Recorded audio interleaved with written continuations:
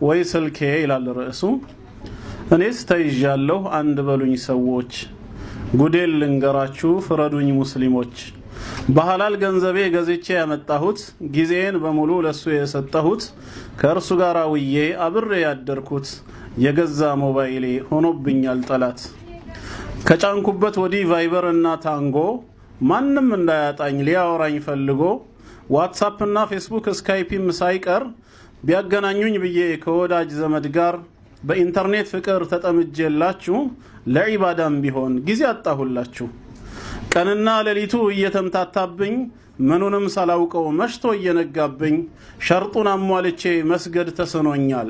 ሶላቴን ጨርሼ ፌስቡኬን እስክከፍት ያቅበዘብዘኛል። ትዕግስት አይኖረኝም ተሰግዶ እስከሚያልቅ የመስገጃ ልብሴን በፍጥነት ውልቅልቅ ሰጃዳዬን እጥፍ ወዲያ በኩል ውሽቅ ጀዋሌን አንስቼ ዋትስአፕ ከፍትና በየግሩፑ ላይ ተንደርድሬ ጥልቅልና ከሰላት በኋላ የሚባሉ ዚክሮች ቆየው ከተውኳቸው ምን ተሻለኝ ሰዎች። ስተኛም ስነሳ ስበላም ስጠጣ ስሰራም ስቀመጥ ስገባም ስወጣ አብሮኝ ነው ጀዋሌ አይለኝም ከጄ። ከሰው አላወራ ብዙ ነው ወዳጄ፣ ጓደኛም ትቻለው ዘመድ አልጠጋ፣ ቀን ለሊቴ ሆኗል ከስልኬ ጋር። ማንነቴን ረሳው ኢማኔም ወረደ፣ በኢንተርኔት ፍቅር ልብ የተጠመደ። ከስልኬ ጋር አልቅሼ ከስልኬ ጋር ስቃለሁ፣ ታቅፌው ተኝቼ አብሬው ነቃለሁ። ኔቱ ከደከመ እጨናነቃለሁ፣ የሆንኩትን ነገር እኔ ምን አውቃለሁ።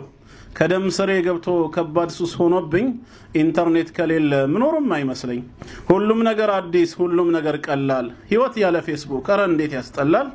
በዚህ ሁኔታዬ አጀሌ ከመጣ ወደ አኼራ ሲሄድ ምን ይሆን የኔ ጣጣ። ስራዬን አዝዬ ከቀብር ስገባ ከግራ ከቀኜ ምድሪቱ ተጣባ። ነኪርና ሙንከር ሲይዙኝ ወጥረው በጋለው መዶሻ አናቴን ሰባብረው። በዛች አስፈሪ ዓለም ሲበረታ ጭንቄ ፌስቡክ እና ዋትስአፕ እንደማይፈይዱኝ አውቃለሁ ጠንቅቄ። ስካይፒና ታንጎ ላይንና ቫይበር አብረውኝ ላይወርዱ ከጨለማው ቀብር። ዛሬም ዱንያ ላይ ኢማን እንዳሳጡኝ አውቃለሁ በአኺራም እንደማያዋጡኝ። ባመጡብኝ ዕዳ አላህ ፊት አዋርደው እንደሚያስቀጡኝ። መቼ ጠፋኝና ባላንጣነታቸው፣ ይልቅ ምን አድርጌ ከውስጥ ላውጣቸው። እኮ በምን ጥበብ ልገላገላቸው፣ ከተተራመሰው ከዚህ ብኩን ህይወት መላቀቅ አልችልም ካልተውኩኝ ኢንተርኔት።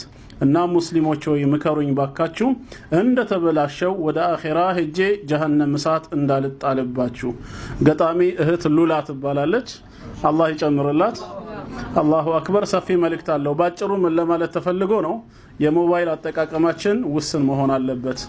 እንደገና ፌስቡክ፣ ዋትስአፕ እና የመሳሰሉት ሶሻል ሚዲያዎች ውስጥ ስንሳተፍ አላህና መልእክተኛውን በሚያስደስት ለኛም በዱንያ በአኺራ በሚጠቅም ነገር ላይ እንጂ ጊዜያችንን መግደል የለብንም። በተለይ ደግሞ ፈርድ የሆኑ ነገሮችን ከመወጣት ቢዚ የሚያደርገን ከሆነ ምናልባትም ሐራም ሊሆን ይችላል።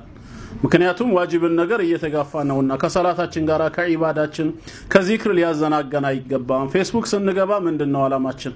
የምንሳተፈው የት ነው? ይሄን ሁሉ ነገር ሁሌ ልናጠና ይገባል። ፎቶ መልቀቁ ላይ ብቻ አይደለም ትምህርት መሰጠት ያለበት።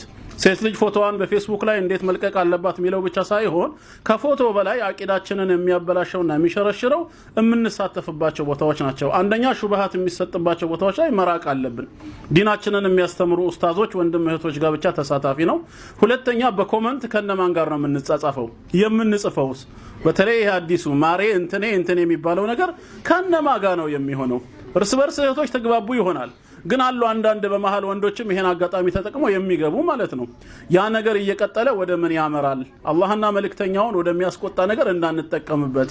ምክንያቱም ሁላችን እንደምናውቀው የቂያም ቀን لا تزول قدم عبد يوم القيامة حتى يسأل عن 40 ስለ አራት ነገር ተጠይቀን ምላሽ ሳንሰጥ እግራችን አይንቀሳቀስም። ከዛ አንደኛው ምንድነው? እድሜያችን ነው። ስለዚህ እድሜያችንን በምንድነው የምናጠፋው? ሀታ ይሄንን ዋትስአፕ ከተጠቀምን ፌስቡክ ከተጠቀምን አይቀር ለምን ለራሳችን የሚጠቅመውን ነገር አንጠቀምም? ምንድነው የምናደርገው? ባገኘነው ጊዜ ስለ ዲናችን የሚያስተምሩ ኡስታዞችን ለምን አንጠቀምም? ብዙ ጊዜ ኮሜንቶችን ስናያቸው 200 300 ከዛ በላይ ኮሜንቶች የሚታዩት የት ሰፈር ነው? ትርርብ ሰፈር ነው። ቀልድ ላይ ነው። ቁርስ የበላችሁን ፖስት ያደረገች እህት ጋር ነው ወይ መንገድ ላይ የገጠማትን እዛ ቦታ ላይ ኮሜንት ይበዛል።